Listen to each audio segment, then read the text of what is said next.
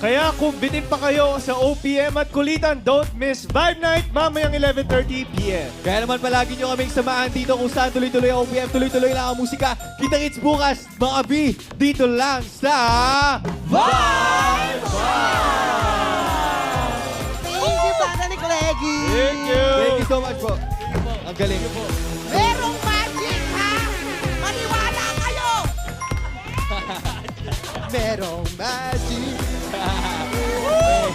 Merong magic.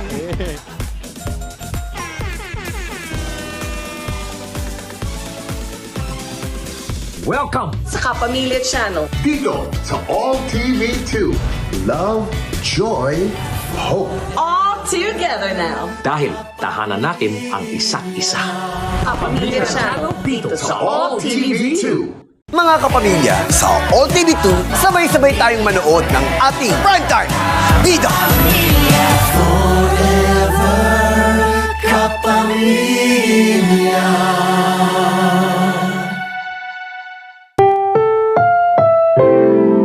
Ang programang ito ay rated SPG. Striktong patnubay at gabay ng magulang ang kailangan. Maaaring may masiselang tema, lengguwahe, karahasan, sexual, horror o droga na hindi angkop sa mga bata. Una sa lahat, Na ano po ba yung nais niya ipahiwatig? Pagbibigay ng hustisya sa bayan o pagpoprotekta sa kaibigan? Ano kaya manufacturer? Yung parang molang kristal ni Senator Amy. Mas magandang ma-recalibrate ito para hindi lang bali-balita ang nasasagap ni Senator Amy, kundi mga kwento na mayroong ebidensya.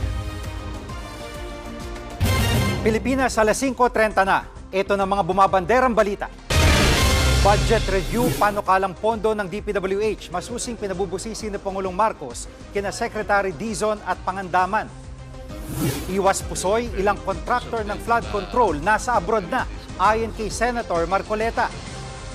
Hindi alatokhang banat ni VP Sara na kayang tapusin ng isang araw ang investigasyon sa flood control, binweltahan ng Malacanang. Ang Pangulong Marcos Jr., hindi po siya nagsasagawa ng investigasyon alatokhang way.